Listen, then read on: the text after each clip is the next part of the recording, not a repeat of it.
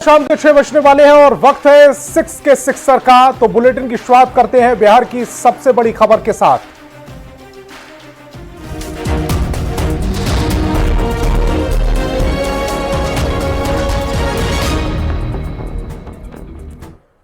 शारदा सिन्हा से जुड़ी इस वक्त की बड़ी खबर मिल रही है। शारदा सिन्हा की हालत गंभीर है। वार्ड से फिर से आईसीयू में भर्ती कराया गया है। ऑक्सीजन लेवल लगातार कम हो रहा है।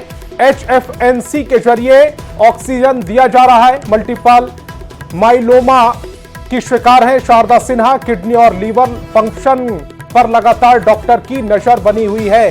तो इस वक्त की बड़ी खबर आपको बता रहे हैं, शारदा सिन्हा की जो हालत है वो लगातार गंभीर बनी हुई। वार्ड से एक बार फिर आईसीयू में उन्हें भर्ती कर दिया गया है। ऑक्सीजन लेवल लगातार कम हो रहा है। अचानक से शारदा जी की तबीयत बहुत ज्यादा खराब हो गई है। उनका ऑक्सीजन लेवल बहुत नीचे चला गया है। जो दूसरे पैरामीटर्स हैं वो भी इस वक्त बैलेंस नहीं चल रहे हैं और ऐसे में उनको फिर से एक बार प्राइवेट वार्ड से हटाकर आईसीयू में ले जाया गया है, जहां HNFC विधि से उनको ऑक्सीजन दिया जा रहा है, जहां की बहुत फास्ट ऑक्सीजन उनको देने की कोशिश की जा रही है। और रजनीश हमारे संवाददाता ज्यादा जानकारी के साथ फोन लाइन पर जुड़ रहे हैं। रजनीश, एक बड़ी खबर आ रही है, गंभीर खबर आ रही है। शारदा सिन्हा की हालत लगातार गंभीर बताई जा रही है। बिल्कुल, देखिए ये हाल तब है जब पूरा बिहार एक तरह से छठ के रंग में जो है रंग चुका है और घाटों पर जो है एक तरह से तैयारी में जुटा हुआ है। लेकिन इस बीच शारदा सिन्हा जो पिछले कई दिनों से दिल्ली एम्स में भर्ती हैं और अभी जो खबर आ रही है शारदा सिन्हा की स्थिति काफी गंभीर हो गई है। जिस प्रकार से ऑक्सीजन लेवल लगातार डाउन हो रहा है, परिजन जो है काफी घबरा गए हैं। प्राइवेट वार्ड से उन्हें अभी 1 घंटे पहले आईसीयू वार्ड में शिफ्ट किया गया है और लगातार जो स्पेशल डॉक्टरों की टीम है वो मॉनिटरिंग कर रही है। हालांकि अभी खतरे से बाहर नहीं है और स्थिति जो है गंभीर हो रही है। बिहार सरकार की तरफ से लगातार मॉनिटरिंग की जा रही है। बिहार भवन के अधिकारी ने भी वहां पर जाकर जायजा लिया था। चिराग पासवान भी गए थे, केंद्रीय मंत्री चिराग पासवान, उन्होंने हाल लिया है। लेकिन जो स्थिति है फिलहाल अभी कहना मुश्किल है, क्योंकि छठ का समय है और इसी 4 दिन पहले शारदा सिन्हा ने अपने जो गीत तैयार किया था, नए गीत दुखवा मिटाई छठी मैया, वो रिलीज किया था अस्पताल से ही। और इसके बाद जो खासकर जो बिहार वासी है, पूरे देशवासी हैं, उनके जो फैंस है, उनके बीच एक कहीं ना कहीं एनर्जी आई थी कि शारदा सिन्हा स्वस्थ हो रही हैं। लेकिन फिर से अब कल से नहाई खाई की शुरुआत हो रही है और शारदा सिन्हा की स्थिति गंभीर हो गई है। तो कहीं ना कहीं चिंता की बात है। हालांकि जो परिजन है अब साफ कह रहे हैं कि आर्थिक मदद की अब जरूरत पड़ेगी, क्योंकि रोजाना 1 लाख रुपए खर्च हो रहे हैं। तो अभी धीरे धीरे नजर है और न्यूज 18 पर जो परिजन है उन्होंने जानकारियां साझा की है कि कुल मिलाकर स्थिति गंभीर होती जा रही है। जी रजनीश, इस तमाम जानकारी के लिए आपका बहुत बहुत शुक्रिया। और पूरा बिहार इस समय दुआएं कर रहा है कि शारदा सिन्हा जल्द से जल्द स्वस्थ हो जाए। और कटिहार से बड़ी खबर मिल रही है। नाव हादसा मामले में बड़ा खुलासा हुआ है। ओवरलोडिंग के कारण यह हादसा हुआ। नाविक पर मामला दर्ज कर लिया गया है। 2 लोग अभी भी लापता हैं। दिलारपुर केबला घाट पर यह हादसा हुआ था। तो बड़ी खबर कटिहार से आपको बता रहे हैं, जहां नाव हादसे से जुड़ी इस वक्त की बड़ी खबर। ओवरलोडिंग के कारण यह हादसा हुआ।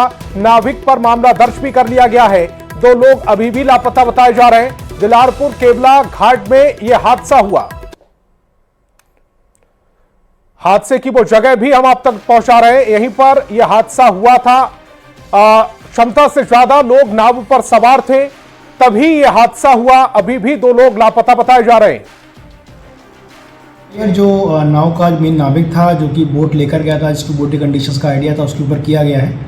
और इसमें अगर किसी और की संलिप्तता होगी तो उसको एफआईआर बाद में ऐड किया जाएगा। और लोग ओवरलोड तो था ही, तो दोनों कंडीशंस जब बढ़ गई और गंगा का फ्लो थोड़ा ज़्यादा था, तो वो सारी चीज़ें मैनिफेस्ट करके ये नाव डूबी। इसको लेकर SDM और SDPO को निर्देशन भी दिया गया है कि जितने भी नाविक हैं मनिहारी एरिया में, उन सबके साथ एक बैठक कर ली जाए। और बिहार में 4 सीट पर होने वाले उपचुनाव को लेकर बिहार का सियासी तापमान चरम पर है। एनडीए ने भी चुनाव में पूरी ताकत झोंक रखी है। चुनाव प्रचार के लिए सीएम नीतीश कुमार भी मैदान में उतरने वाले हैं। इस पूरी खबर पर अधिक जानकारी दे रहे न्यूज 18 संवाददाता आनंद अमृतराज। माननीय नीतीश कुमार जी का 10 नवंबर का विभिन्न चुनावी क्षेत्रों में दौरा, राष्ट्रीय जनता दल के नेतृत्व में जो उन्मादी राजनीति है, फरेब की राजनीति है, झूठ की राजनीति है, उन्माद की राजनीति है, भ्रम की राजनीति है, वैसे लोगों पर जनता राजनीतिक तुषारपात करने का मन बना लिया है। विजय पताका हमारे हाथ में है। नीतीश कुमार जी उपचुनावों में एनडीए के उम्मीदवारों के पक्ष में प्रचार करने जाएंगे, वोट मांगेंगे, तो ये तो बहुत अच्छी बात है। बिहार की जनता अगर किसी एक व्यक्ति की बात को सुनती, जानती और मानती है तो वो नीतीश कुमार हैं। अब बिहार में 4 सीट पर उपचुनाव हो रहे हैं। रामगढ़ सीट सबसे हॉट सीट में से एक गिनी जा रही है। आज रामगढ़ में नेता प्रतिपक्ष तेजस्वी यादव ने रोड शो किया। इस दौरान तेजस्वी यादव ने बिहार की एनडीए सरकार पर जोरदार हमला बोला। आपको बता दें कि आरजेडी ने रामगढ़ से जगदानंद सिंह के बेटे और बक्सर सांसद के छोटे भाई अजीत कुमार सिंह को उम्मीदवार बनाया।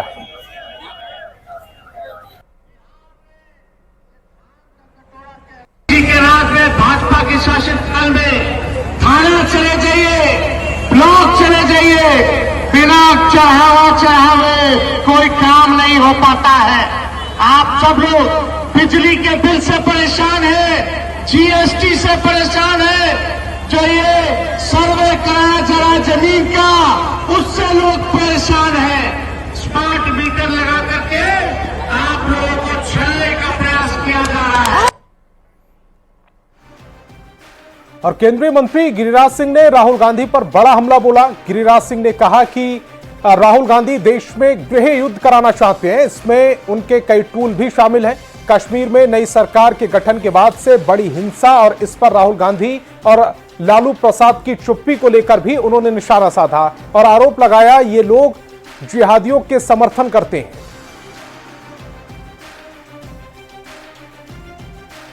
जम्मू में जब सरकार आ जाए, पत्थलबाजों का समर्थक फारूक अब्दुल्ला कहें कि मैं पाकिस्तान से बात करूंगा,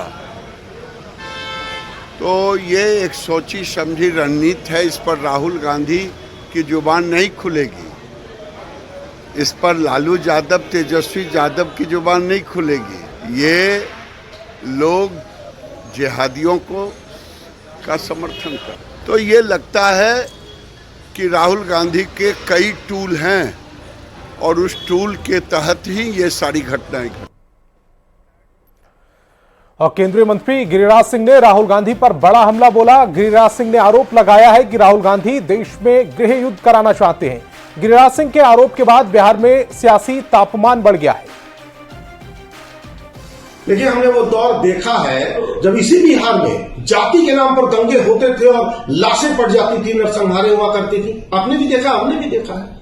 दरअसल ये टुकड़े टुकड़े गैंग देश भर में वो प्रयोग दोहराना चाहता है। लोग चाहते हैं कि देश भर में जाति के नाम पर ये समाज टूट जाए, खूब हिंसा हो, लाशों से देश पट जाए। हम ये नहीं होने देंगे। ये देश एक है, एक था, आगे भी एक रहेगा और इस टुकड़े टुकड़े गैंग को भगाया जाएगा इस देश से बाहर, क्योंकि विभाजनकारी लोगों को ये देश स्वीकार नहीं करेगा। जिस भाषा का प्रयोग करते हैं गिरिराज सिंह जी, उस तो समाज में जहर फैलता है। नफरती वक्तव्य इनके आचरण में शुमार हो चुका है कि शायद भूल जाते हैं कि नफरती भाषा को समाज कभी भी स्वीकार नहीं करती। भारतीय जनता पार्टी और गिरिराज सिंह जो प्रतिदिन कभी तलवार की बात करते हैं, कभी हिंदू मुसलमान की बात करते हैं, विकास की बात तो करेंगे नहीं, नौजवान किसान की बात तो करेंगे नहीं।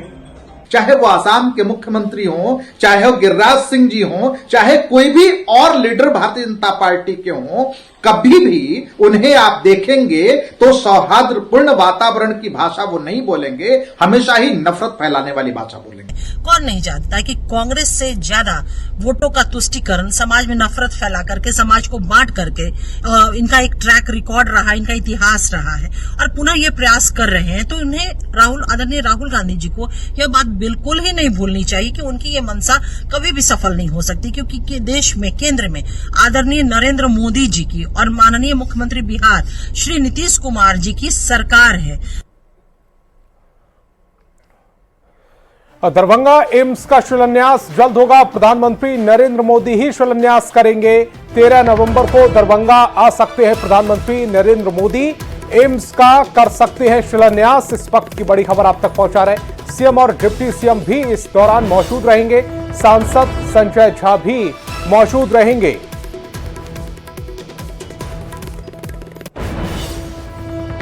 तो दरभंगा एम्स से जुड़ी इस वक्त की बड़ी खबर आपको बता रहे हैं। दरभंगा एम्स का शिलान्यास जल्द हो सकता है। प्रधानमंत्री नरेंद्र मोदी ही शिलान्यास करेंगे। 13 नवंबर को दरभंगा आ सकते हैं प्रधानमंत्री। मिथिला के लिए ऐतिहासिक दिन होगा।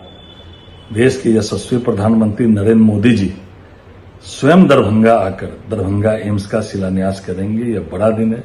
माननीय प्रधानमंत्री जी दरभंगा के एम्स के लिए कितने गंभीर थे। उन्होंने खुद भारतीय जनता पार्टी के राष्ट्रीय अध्यक्ष और केंद्रीय स्वास्थ्य मंत्री जी को पिछले 7 सितंबर को दरभंगा भेजा था कि जल्द से जल्द एम्स का निर्माण कार्य प्रारंभ हो, और वो घड़ी आ गई। खबर मुजफ्फरपुर से है, जहां माधोपुर सुस्ता नगर पंचायत के मुख्य पार्षद का डांसर के साथ ठुमके लगाने का वीडियो सोशल मीडिया पर वायरल हो रहा है। इसमें कुछ लोग डांसर्स के साथ ठुमके लगाते दिख रहे हैं, जिसमें नगर पंचायत के मुख्य पार्षद सैफ अली भी शामिल हैं। उनकी गोद में बैठकर डांसर डांस करती दिख रही है। वायरल वीडियो में मुख्य पार्षद ने सफाई भी दी है। उन्होंने वीडियो को 20 दिन पुराना बताया और डांसर को जबरन गोद में बैठाने का आरोप लगाते हुए उन्हें बदनाम करने की साजिश करार दिया है।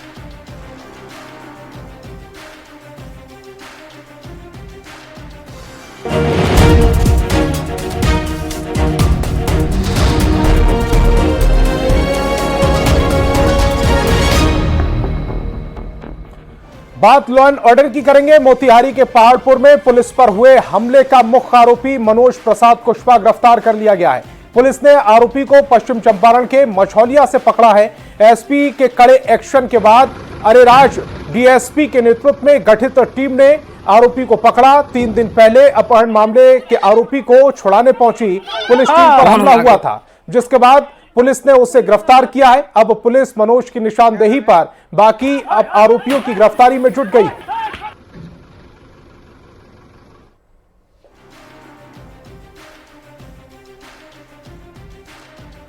और नवादा पुलिस ने अवैध शराब निर्माण के खिलाफ बड़ी कार्रवाई की है। रजौली थाना की पुलिस ने छापेमारी करते हुए बड़े पैमाने पर शराब को नष्ट किया है।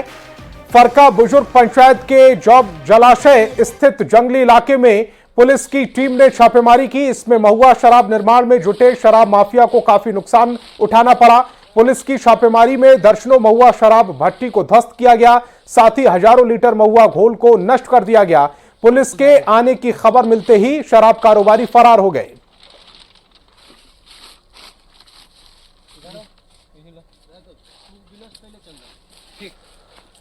तो बड़े पैमाने पर यह अवैध शराब का कारोबार चल रहा था। तस्वीरें समा आपकी टेलीविजन स्क्रीन पर है। पुलिस ने भट्टियों को नष्ट कर दिया है, ध्वस्त कर दिया है। पुलिस का यह एक्शन लगातार जारी होने की बात कही जा रही है। अवैध शराब निर्माण हो रहा था, किस तरह से महुआ को नष्ट किया जा रहा है, तस्वीरें समा आपकी टेलीविजन स्क्रीन पर।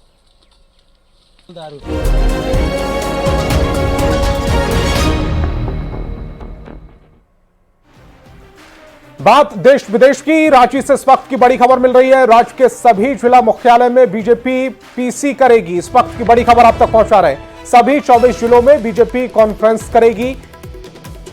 संकल्प पत्र की जानकारी शेयर की जाएगी। बाबूलाल मरांडी, अर्जुन मुंडा, चंपई सोरेन, अन्नपूर्णा देवी समेत सभी बड़े नेता इस प्रेस कॉन्फ्रेंस में शामिल होंगे। तो रांची से इस वक्त की बड़ी खबर आप तक पहुंचा रहे हैं। बीजेपी सभी जिलों में प्रेस कॉन्फ्रेंस करने वाली है।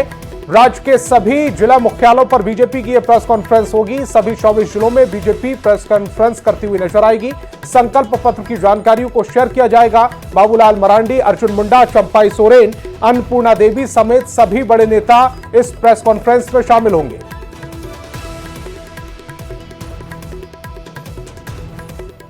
और संजय सिन्हा हमारे संवाददाता ज्यादा जानकारी के साथ फोन लाइन पर जुड़ रहे हैं। संजय, बीजेपी सभी जिलों में प्रेस कॉन्फ्रेंस करने वाली है और जो संकल्प पत्र जारी किया गया है उसकी बारीकियों को समझाने की कोशिश में जुटेगी।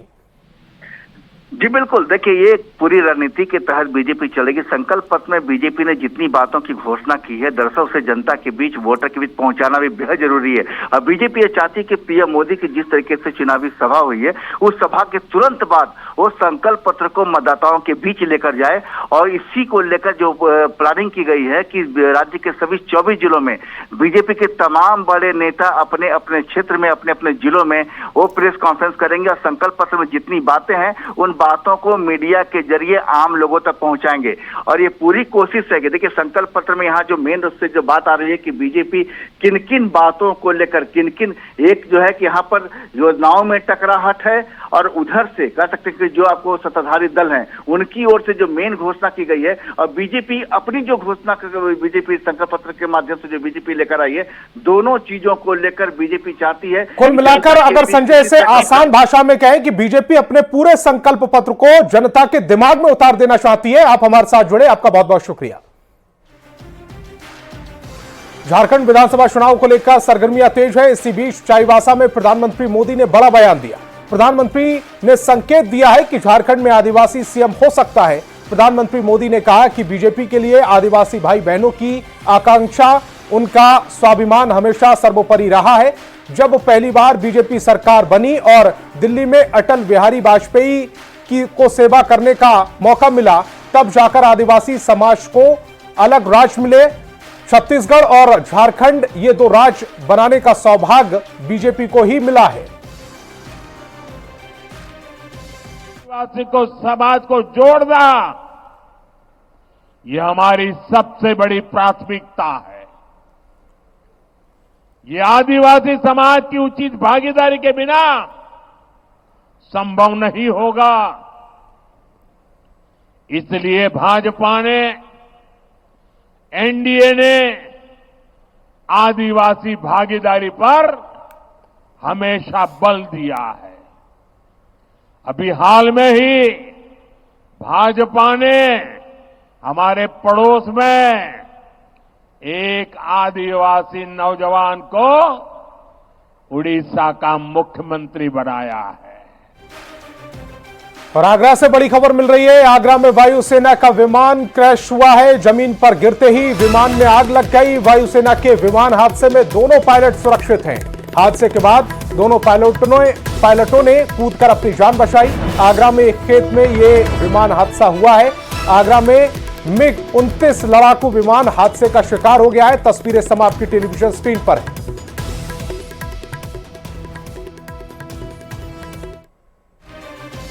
और अब बात कनाडा की करेंगे। कनाडा में हिंदू मंदिर पर खालिस्तानी समर्थक कट्टरपंथियों द्वारा किए गए हमले को लेकर बवाल मचा हुआ है।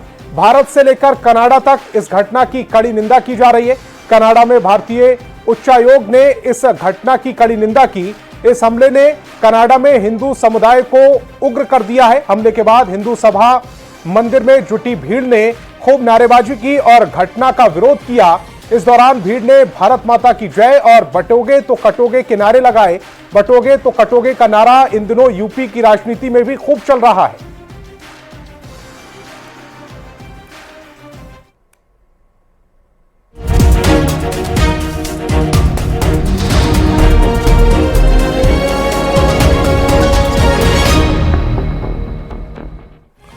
और नालंदा जिले के राजगीर में 11 नवंबर से 20 नवंबर तक आयोजित होने वाले महिला एशियन हॉकी चैंपियनशिप ट्रॉफी को लेकर कल से खिलाड़ियों का आना जाना शुरू हो जाएगा।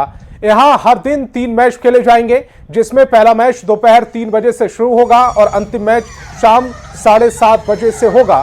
खास बात यह है कि टूर्नामेंट में अंतिम मैच भारत का होगा।